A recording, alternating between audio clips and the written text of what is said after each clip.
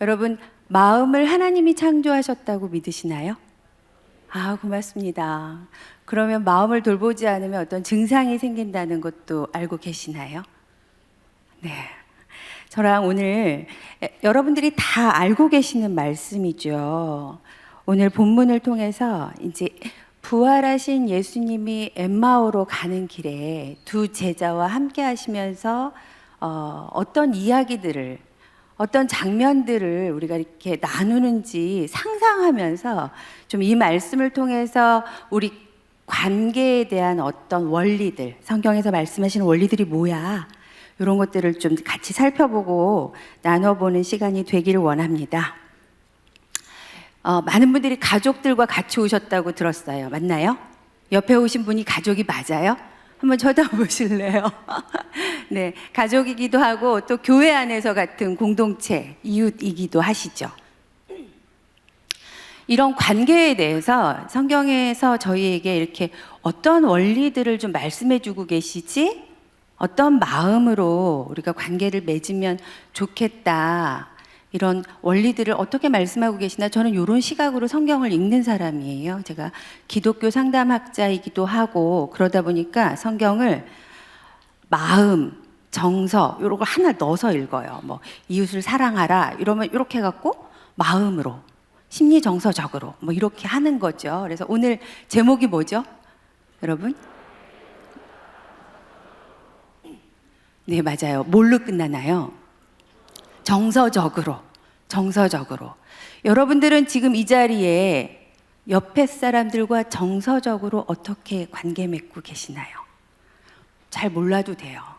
대답을 안 하셔도 되는데 제가 늘 가르치는 학생들이나 만나는 내담자들이나 또 이렇게 슈퍼비전 할 때, 슈퍼비전이라는 걸 해요. 상담하는 사람들이 상담을 좀 잘하나, 어떻게 하면 좀 도움 줄 수 있나, 이런 것들을 해볼 때 늘 물어보는 질문이 있어요.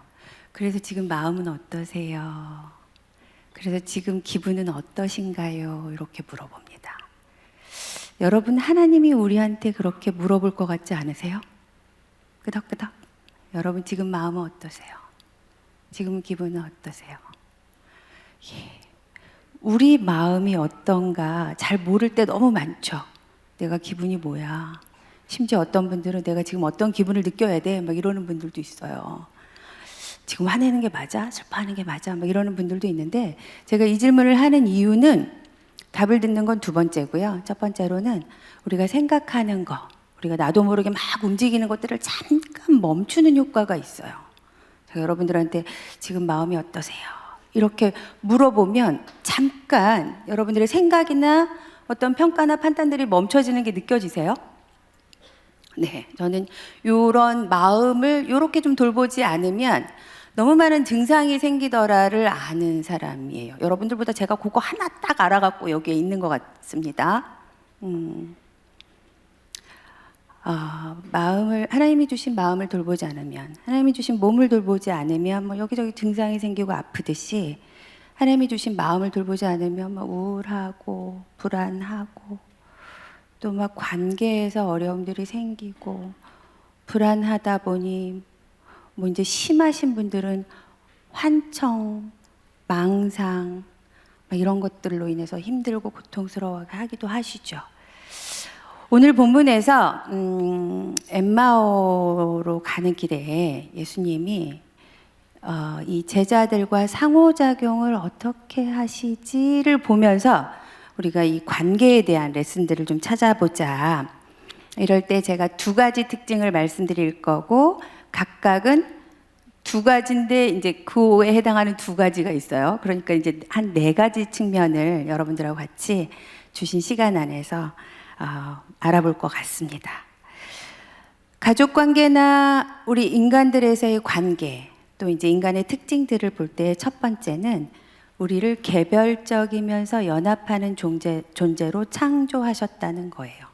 자, 개별성과 연합성을 가진 존재다. 이게 첫 번째입니다. 여러분, 지금 여러분들이 혼자 계시는 것 같으나 같이 있는 것 같으세요? 네, 맞아요. 근데 나 혼자 창조되었다. 이게 믿어지세요? 우린 창조될 때 나라는 사람 하나로 창조되었죠. 그런데 또 창조되니까 옆에 누가 있죠. 맞아요? 네, 남녀의 차이를 여러분 잠깐 말씀드려 볼까요? 세상에서 말하는 남녀의 차이와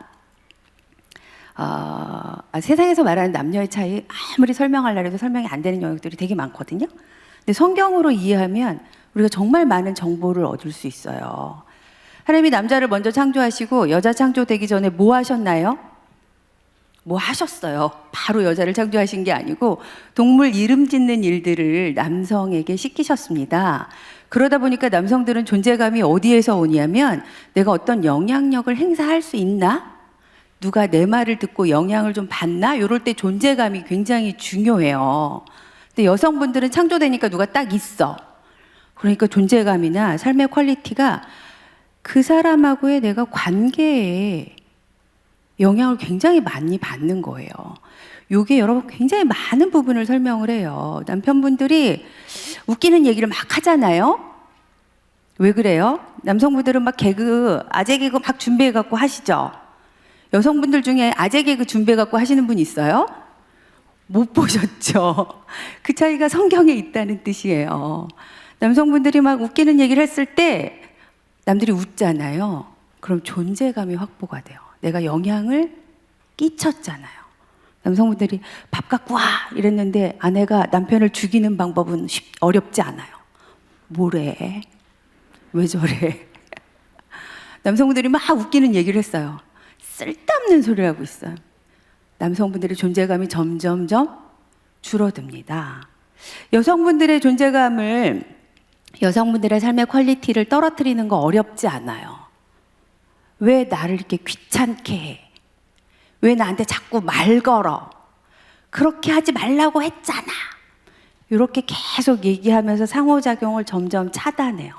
어떻게 될까요? 아내들이 점점 외로워지고 저 인간 두고 보자 뭐 이렇게 되는 거죠.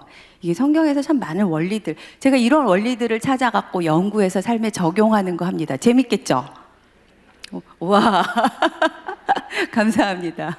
네, 이런 원리들을 우리가 발견을 하면 이제 삶에 적용하는 건 여러분들의 몫이에요. 이게 참 쉽지가 않습니다. 그 중에 하나가 개별적이고 연합적인 존재로 창조되었다. 이게 어떤 의미냐면, 제 예를 한번 들어볼게요. 제가 뭐 음식을 잘못 먹어가지고 막 토할 것 같고 뭐 체했는지 너무 힘들어서 일하다가 택시 타고 집에 온 적이 있어요. 집에 왔더니 저희 아이들 둘이 거실에서 이렇게 막 텔레비전 보고 낄낄거리고 막 웃고 있는 거예요.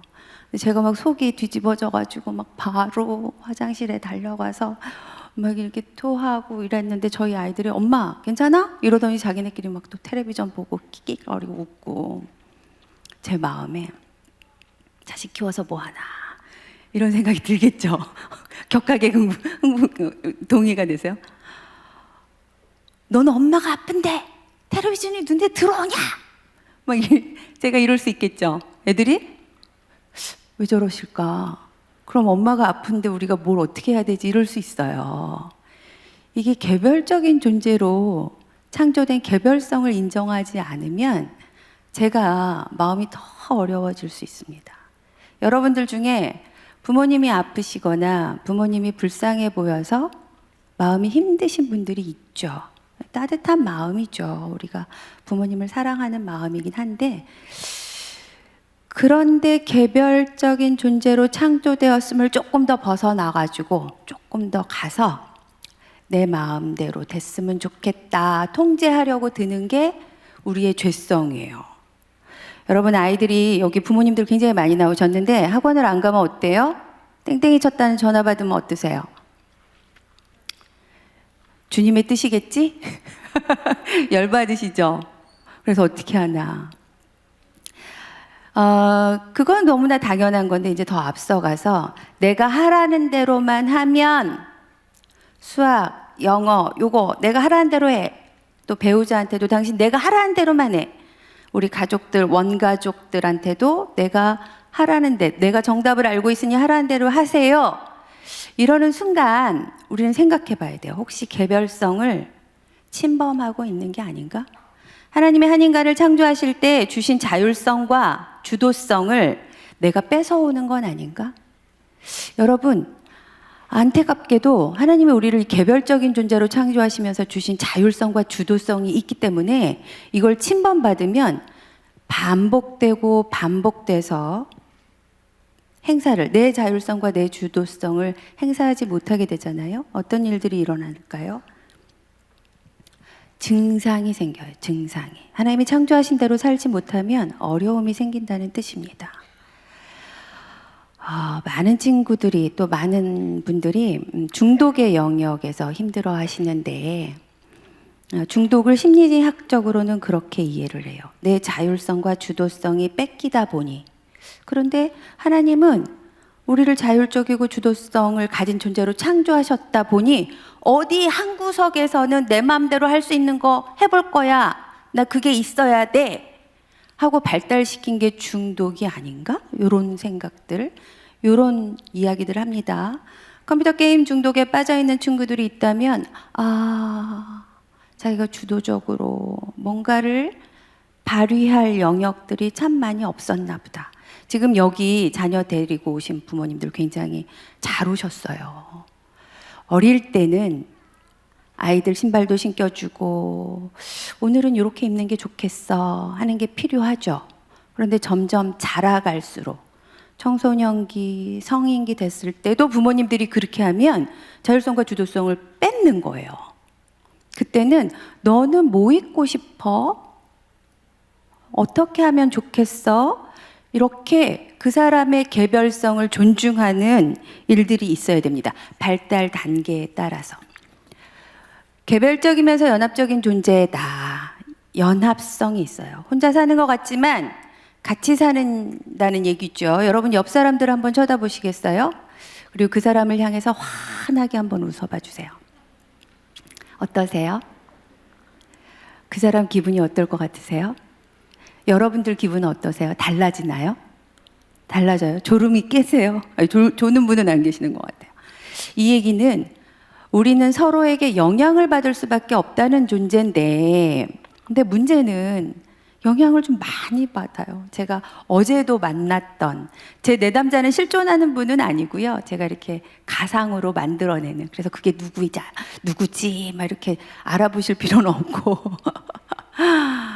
어제도 만났던 분이 대인기피증에 지하철도 못 타고 버스도 못 타고 3년째 집 밖으로 못 나가는 20대 청년인데 용기를 내서 밖에 나갔대요. 그래서 친구하고 그 친구가 데려온 친구를 만났대요. 굉장한 용기를 내서 만났는데 그 데려온 친구가 다음에 또 봬요 이렇게 하고 가더라는 거예요.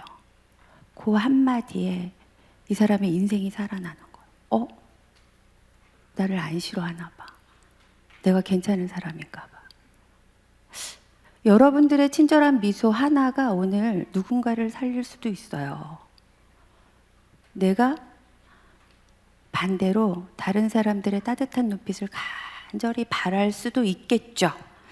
이게 연합성이라는 우리가 창조된 어떤 관계적 존재로 창조된 원리 때문에 그러는데, 문제는 가족들끼리 너무 많이 영향을 주고받죠. 제가 아프면 또 영향받고, 이익이 충돌나는 가장 밀접하게 붙어있는 관계가 가족이기 때문이기도 한데요. 그러다 보니까 부부싸움을 하면 누가 제일 불안할까요? 누가 제일 힘들까요? 남편 때문에 열받은 제가 힘들까요? 아무리 말해도 알아듣지 못하는 아내 때문에 내가 힘들까요? 그거를 바라보는 아이들이 더 힘들어요. 왜냐하면 통제력이 없거든요. 부모님들이 싸울 때 왜 싸우는지, 언제 끝날지, 어떻게 하면 될지 아무런 통제력이 없는 자녀들은 어마어마하게 불안해요. 제가 이제 부부 상담, 가족 상담 뭐 이런 거 하는데 제가 만나는 부부들한테 꼭 부탁드리는 게 있어요. 싸우지 마세요 이럴까요? 안 돼요. 싸우지 말라고 아무리 얘기해도 다 싸워요. 제가 싸우지 마세요 이렇게 얘기하면은 살지 마세요 막 이런 얘기 같아요.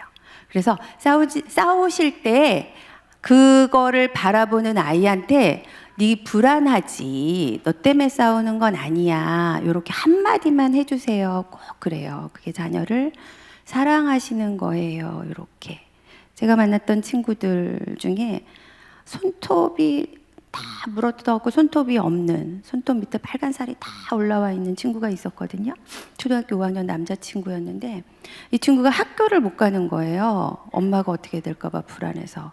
이렇게 뭐 얘기를 들어보니 엄마 아버지가 현관에서 밀면서 이렇게 싸울 때 아이가 막 거기에 낑겨 있고 뭐 이러더라고요. 그래서 저한테 의뢰하신 부모님들은 아이가 손톱을 뜯는 불안장애가 있으니 도와주세요. 이렇게 상담을 의뢰하셨지만 제가 부모님들 오라 그래갖고 그래요. 두 분이 뭐 이유가 있으셔서 싸우실 텐데 아이한테 싸울 때마다 너 불안해. 네 잘못 아니야. 엄마 아빠의 문제지 너 때문에 싸우는 거 아니거든. 너 불안하지? 요거 하나만 알아달라 그랬어요. 여러분 제가 시작할 때 마음을 하나님이 창조하셨다 그랬죠?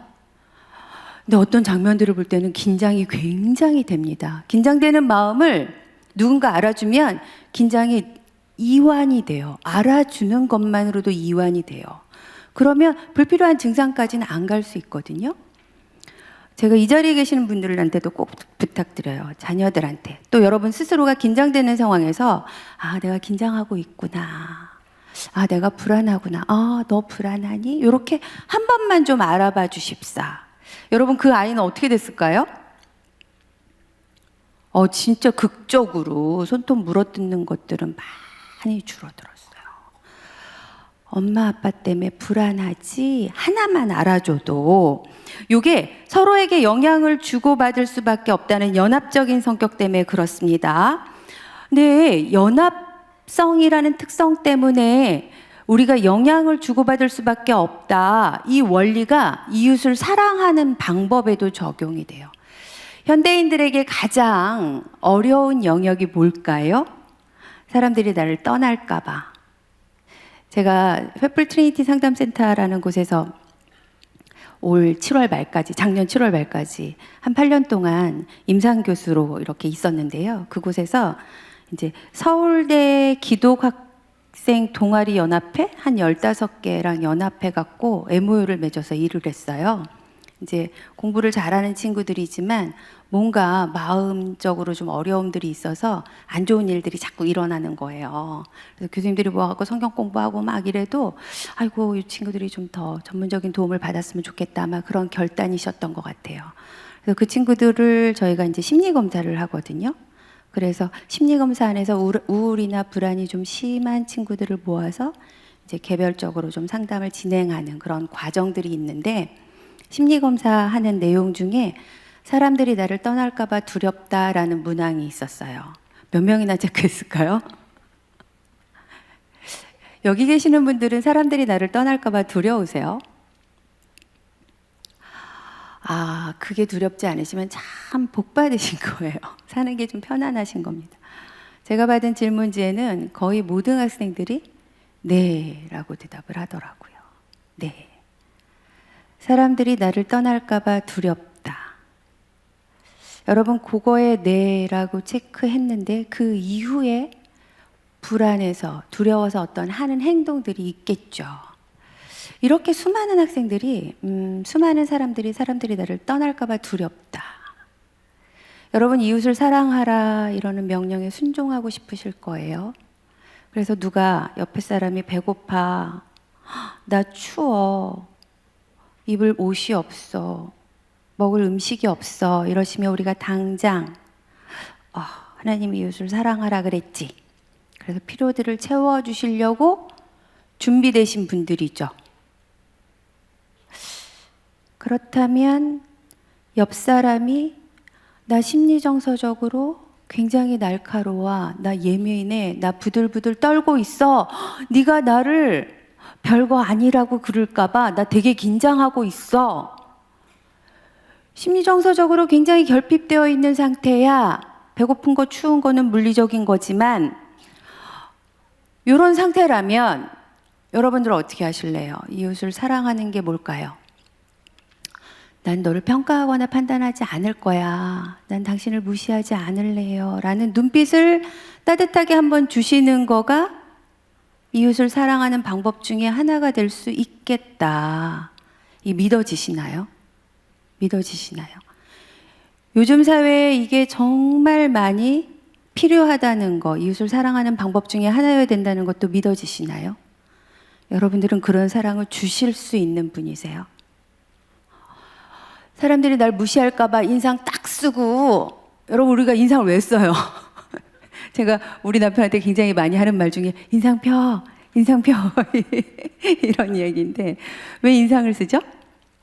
잘하고 싶어서, 열심히 하고 싶어서, 내 맘대로 잘 안 되니까 뭐 여러 가지 이유들이 있을 수 있어요. 근데 우리가 어떤 사람들을 만났을 때 긴장이 되잖아요. 그 사람들이 나한테 좀 안전하거나 편안하지 않잖아요. 그럼 어떤 걱정들이 우리 안에 되죠? 날 무시할까봐 조마조마할 때, 그때 우리가 특별히 좀 인상을 쓰게 되죠. 그럴 수 있죠.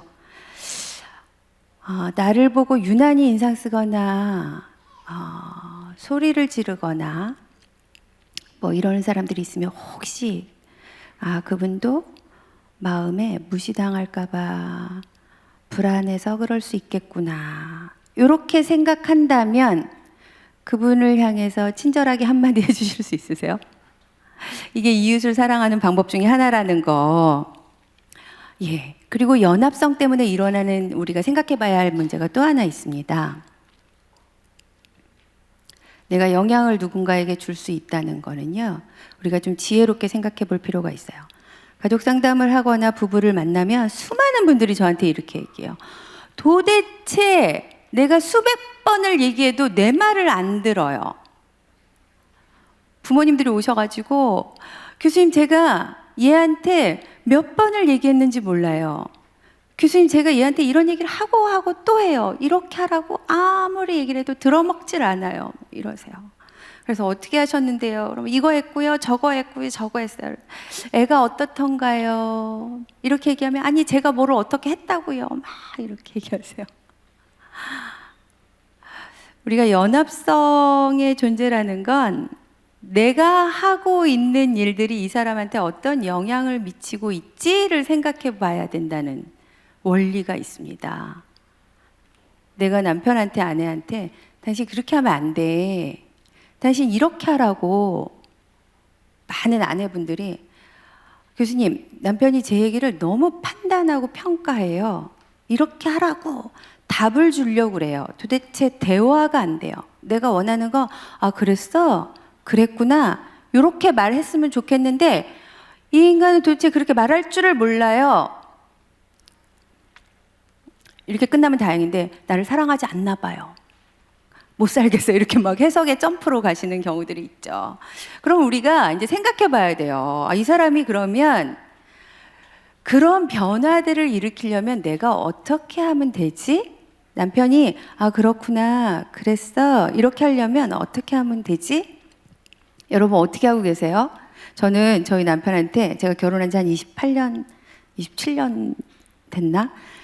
처음에 당신 기분이 어때? 이렇게 물어보면 배고파, 피곤해, 졸려, 뭐 이러더라고요. 내가 뭐 오늘 하루 어떻게 지냈어? 어떻게 지냈어? 그렇게 하면 눈을 말뚱말뚱 뜨고 있다가 그거 나한테 왜 얘기해? 이래요. 그냥 당신하고 얘기하고 싶으니까 그러지. 이렇게 하면 또 가만히 있어요.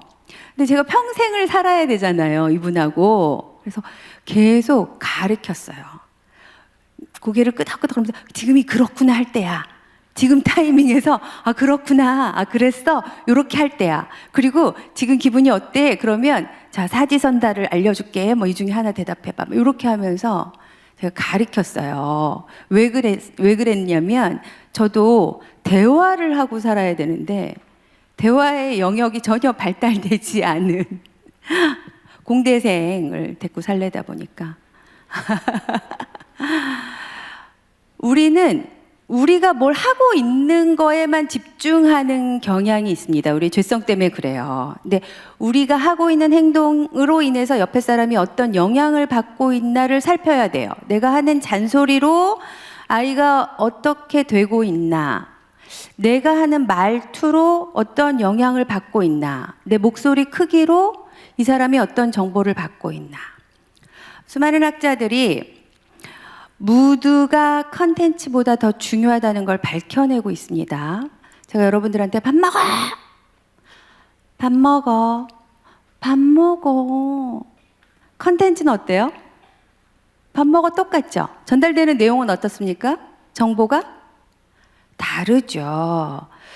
나는 얘기했다고 하지만 내 정보가, 내 목소리 톤이, 내 무드가 상대방에게 어떻게 전달되고 있나를 살피셔야 되죠.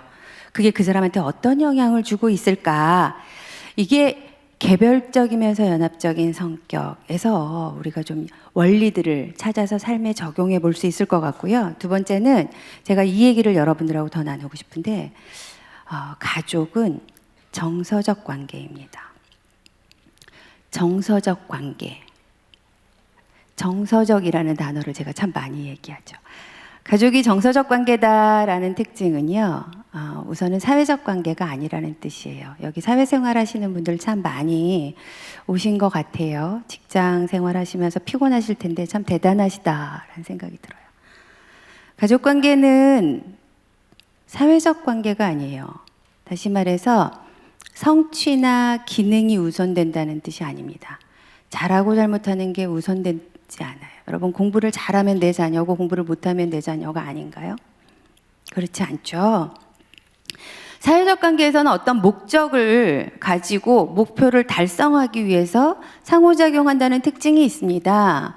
그런데 정서적 관계는 그렇지 않아요. 어떤 목적을 향해서 어떤 과업을 놓고 달성해보자. 우리 가정이 너 등수 올리는 걸 목적으로 뭘 해보자. 그래야지 우리 가족이다. 막 이러지 않잖아요. 가족 관계는 지지하고 격려하고 이러는 관계죠. 실패했을 때가 가족들이 친해질 수 있는 굉장히 좋은 기회입니다. 지금 수능 시즌이 끝나고 이제 막 대학들 발표 나고 입학 앞두고 있고 이러는 시즌인데 실패, 실수 이게 우리 가족 안에서 어떻게 좀 받아들여지고 있을까요? 안타깝게도 가족 안에서요, 내 실패나 내 실패 경험이 수용되지 못한 분들, 그럴 수 있지. 야, 실패한 네가 제일 괴롭지. 그래도 우리가 지지하고 있을게. 그래도 난 네 편이야. 라는 메시지를 가족에게서 못 받으면 어떻게 될까요? 참 많이 어렵죠. 여러분들 스스로도 하나님 앞에서 내 실패를 좀 어떻게 받아들이고 계실까? 하나님은 좀 괜찮다 그러시나? 이 가족 안에서 잘해야 돼, 못하면 안 돼, 이런 메시지를 계속 받으신 분들은요, 이상하게 하나님 앞에서도 잘 못하면, 열심히 안 하면 하나님도 나를 조금 멀리할 것 같은 그런 관계를 하나님하고도 맺는 경향이 있어요. 여러분 따라서 한번 해보실래요? 그럴 수 있지. 그럴 수 있어요? 여러분 스스로 그럴 수 있습니까? 여러분 실패할 수 있어요? 받아들여 주세요. 친구는 실패할 수 있어도 나는 실패하면 안 되나요? 어떠한 잣대로 동일하게 내가 나를 바라보시는지. 여러분 그럴 수 있지를 조금 따뜻하게 해보실래요? 그럴 수 있지. 실패할 수 있지. 요 얘기는 좀 어려우세요? 그럴 수 있어도 실패는 안 되나요? 가족관계는 여러분 잘하고 못하고가 중요한 영역들은 분명히 있어요. 그런데 그게 가족 안에서 먼저 될 수는 없습니다. 두 번째 특징은요, 정서적 관계의 두 번째 특징은 옳고 그름이 먼저가 아니에요. 잘했어? 잘못했어? 요게 먼저가 아니에요. 많은 분들이 저를 찾아오셔갖고, 교수님, 도대체 누가 잘했는지, 누가 못했는지, 누가 옳은지 좀 밝혀주세요. 이러는 분들 되게 많아요. 여러분들도 막 싸우다 보면, 특히 이제 부부싸움 하다 보면 너무 답답할 때 있으시죠? 내가 너무 잘한 것 같고 저 인간 너무 못한 것 같은데 요 시시비비를 막 가리고 싶을 때 있으시잖아요. 맞아요? 근데 가족 관계에서 너 그거 잘했어 잘못했어, 배우자한테도 당신 그렇게 하는 게 맞아? 우리 이런 일들을 우선하는 관계면 여러분 굉장히 드라이해지죠. 하나님이 우리한테 너 잘했어? 잘못했어? 이러면 어떠세요? 괜찮으세요? 저는 하나님이 저한테 은영아 너 그거 잘했니? 너 설교할 때 그렇게 얘기한 거 맞니? 막 이러시면은 기도하는 거가 굉장히 어려울 것 같아요. 옳고 그름이 중요합니다. 중요하지 않다는 얘기가 아니고요. 근데 그게 가족 안에서 또 우리 관계 안에서 먼저 되면 관계의 친밀감은 뒤로 빠집니다.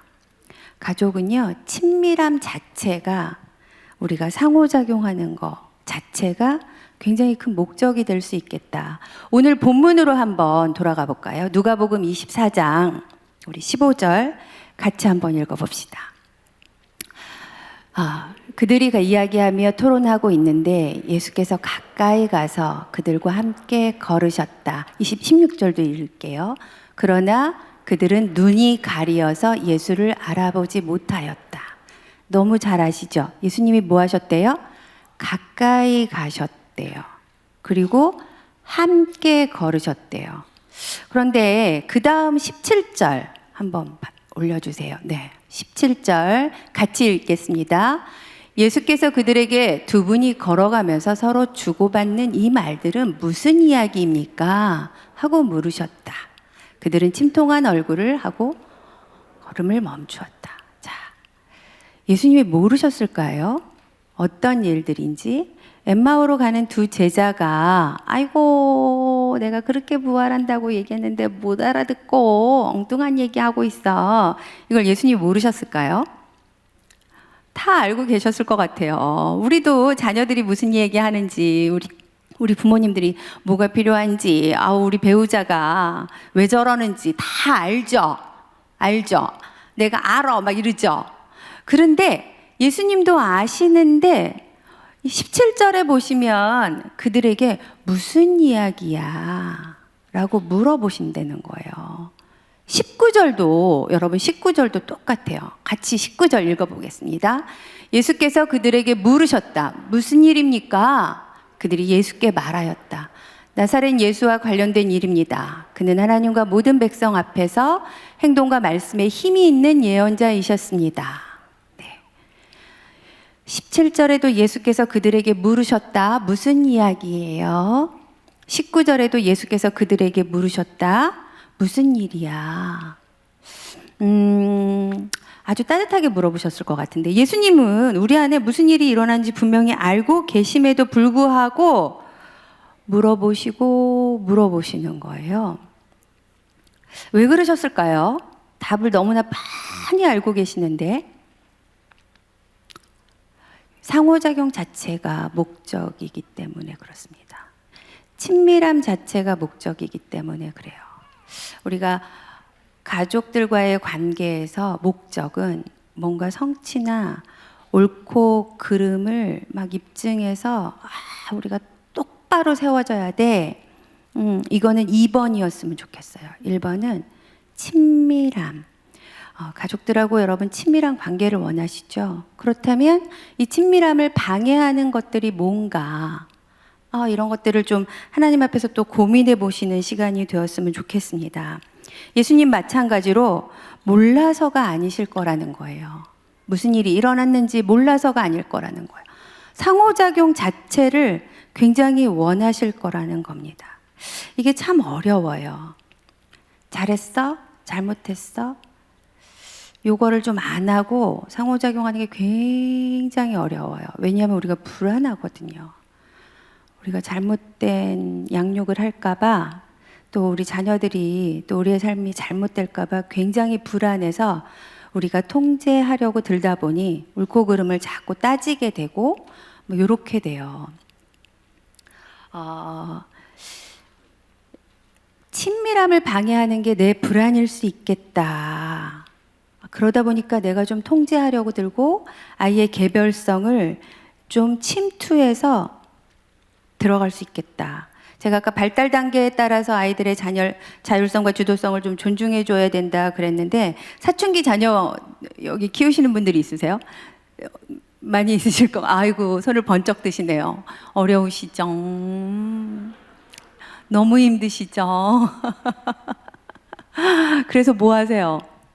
막 가방 뒤지고, 학교 가면은 막 책상 뒤지고 막 이렇게 하세요?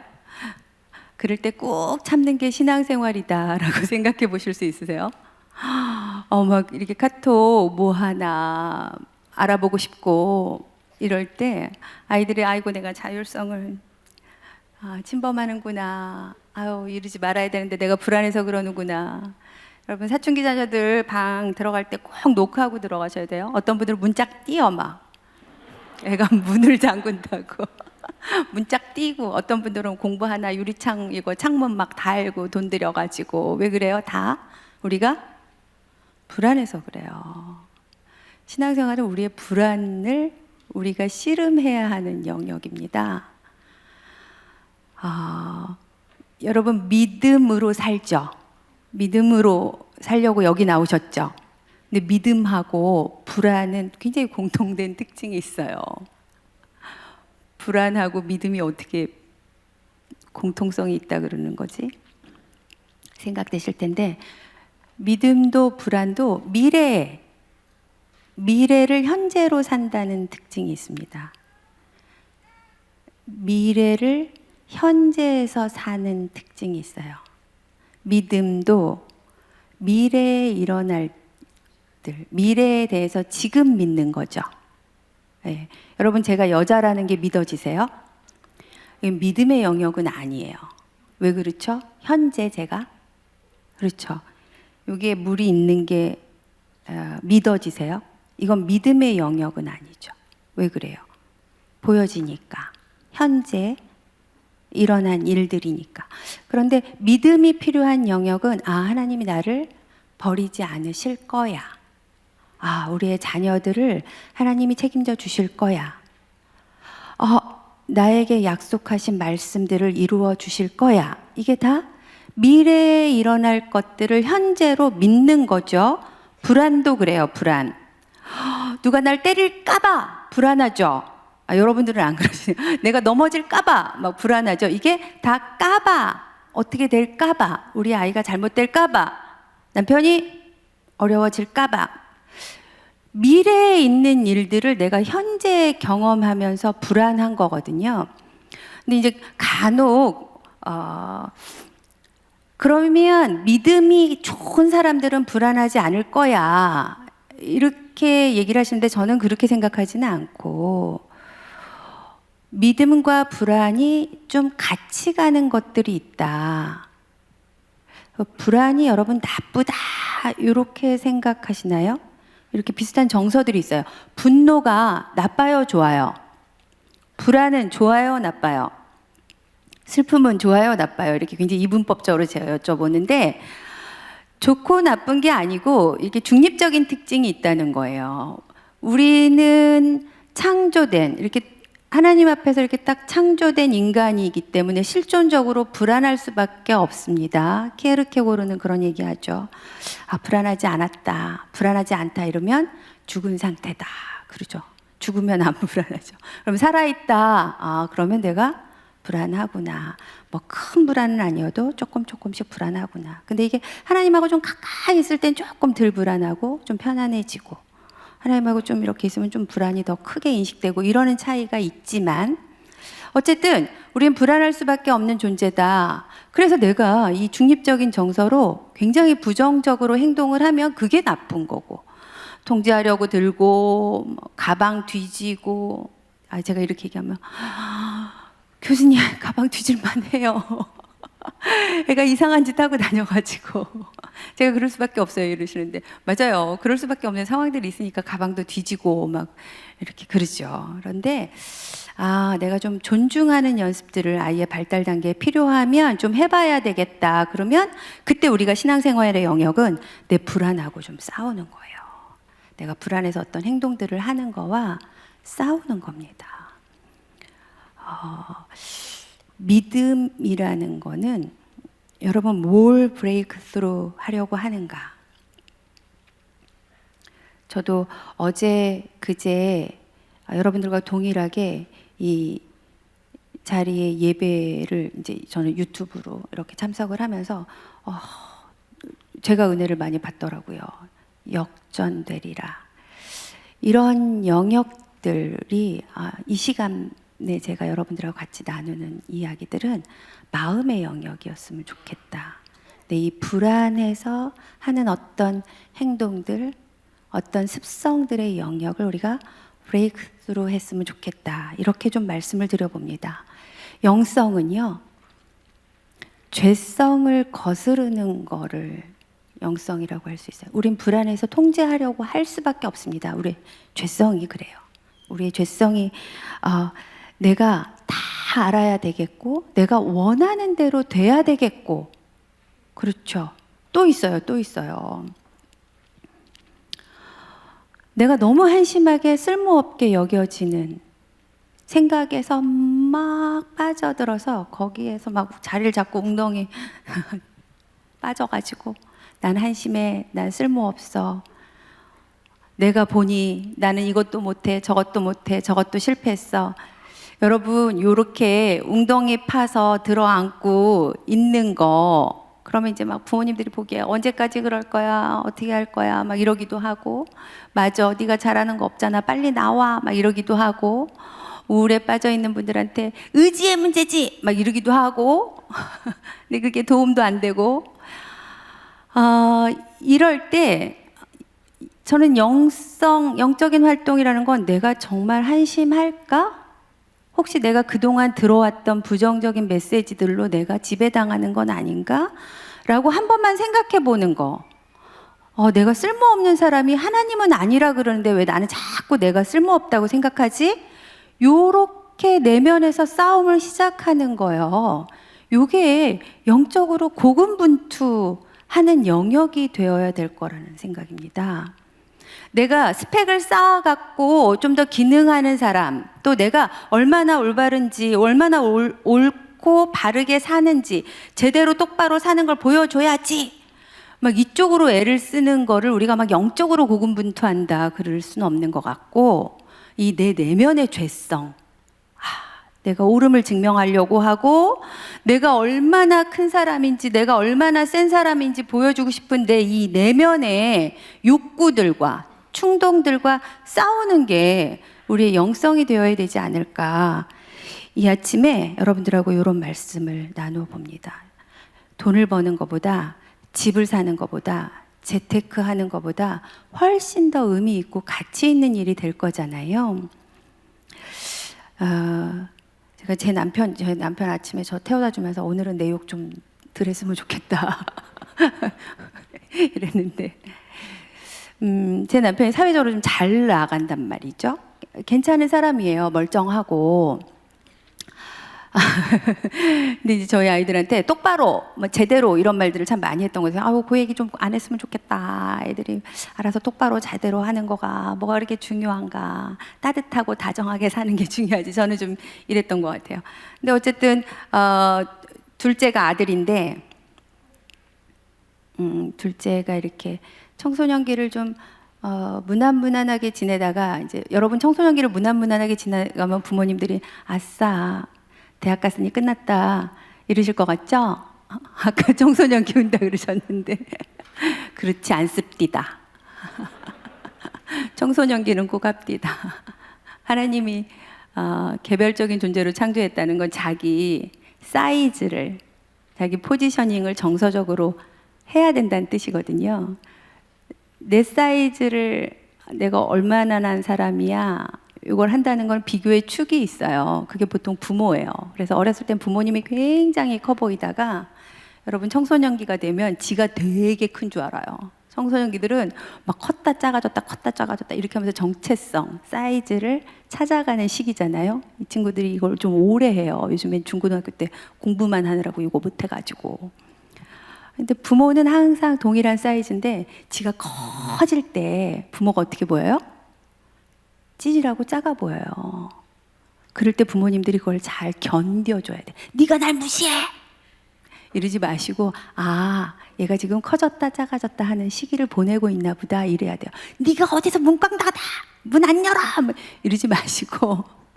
근데 저희 아이가, 둘째 아이가, 남자아이가 이거를 하는 중이었어요.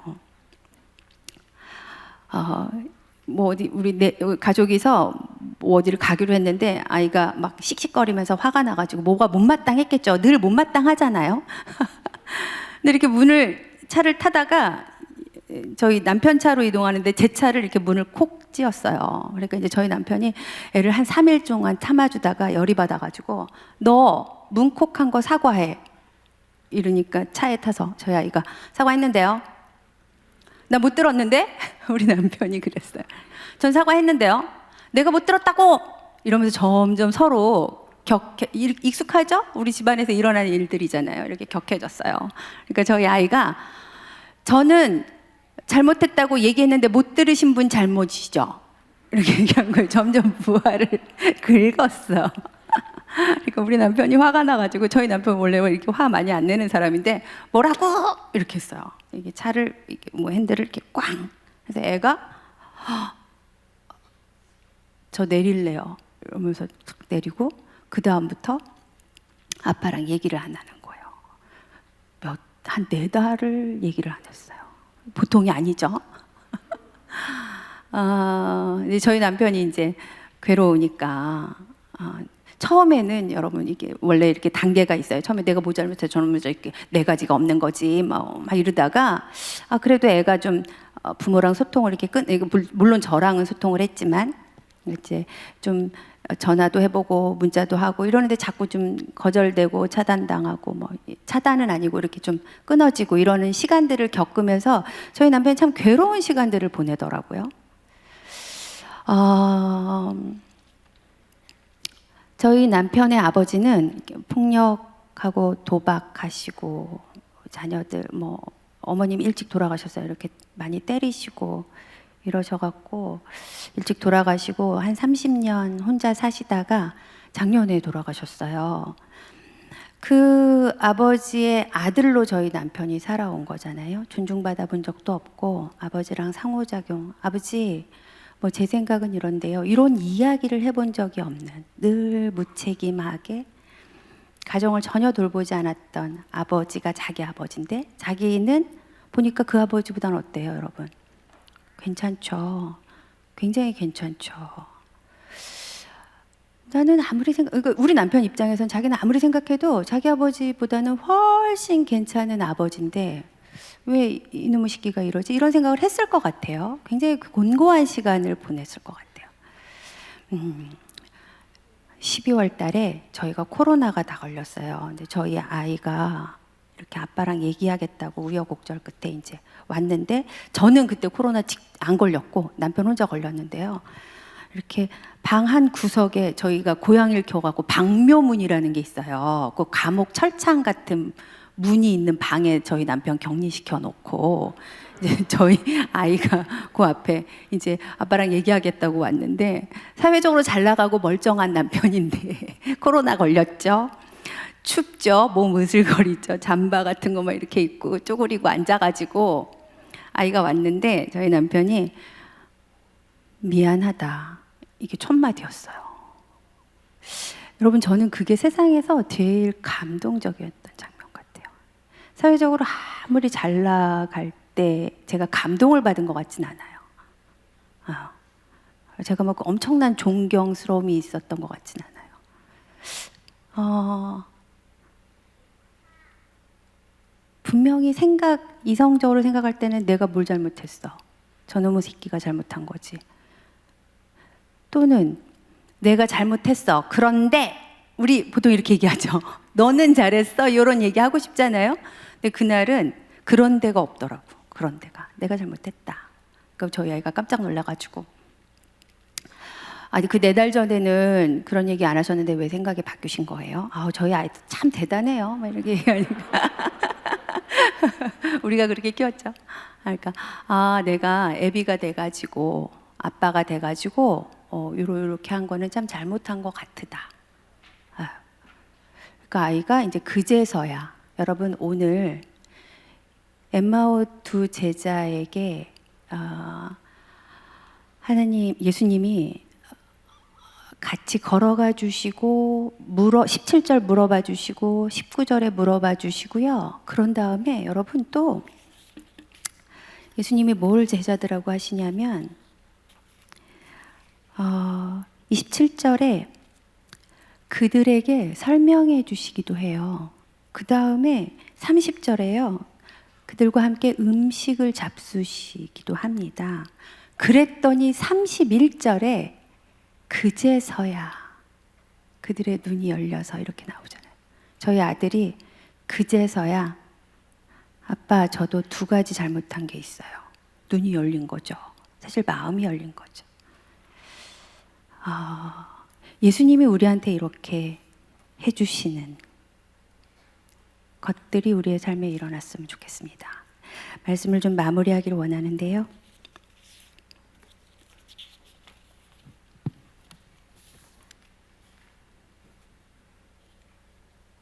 죄성이 사람마다 다 다르게 나타납니다. 어떤 분들은 회피하는 패턴으로 나타나기도 하고, 어떤 사람들은 결과나 어떤 보여지는 것들로 이렇게 평가받으려고 평가하려는 경향들이 있고, 또 어떤 분들은 막 잘난 척하고 센 척하는, 센 척하는 대표적인 행동들이 화내면서 소리 지르는 거죠. 여러분, 화내는 사람 너무 무서워하지 마세요. 그 안에 부들부들 떠는 거예요. 긴장하고 있는 겁니다.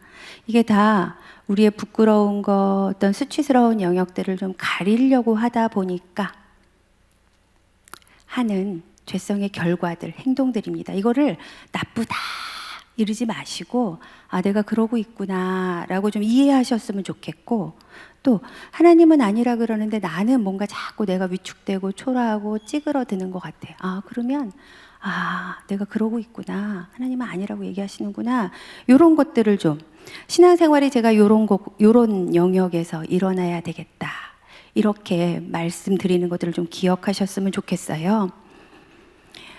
여러분, 쓸모없는 사람은 아무도 없어요. 기능이 떨어져도, 내가 좀 뭘 못해도 하찮은 분들은 아무도 없습니다. 세상에선 그렇게 얘기해도 하나님은 우리를 그렇게 보지 않아요. 그 시각으로 내가 나를 보는 거가 필요합니다.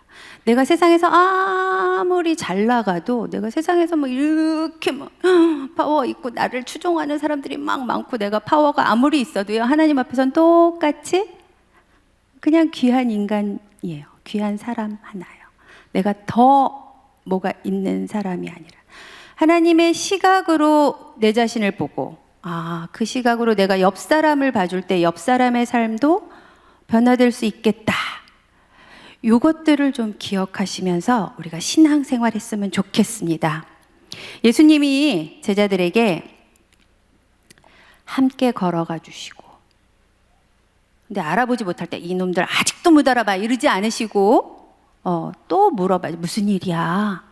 무슨 이야기 하는 거야? 이렇게 물어봐 주시고, 또 자세하게 필요할 때 설명해 주시고, 또 함께 음식을 잡숴 주시는 거, 필요를 채워 주신다는 거죠.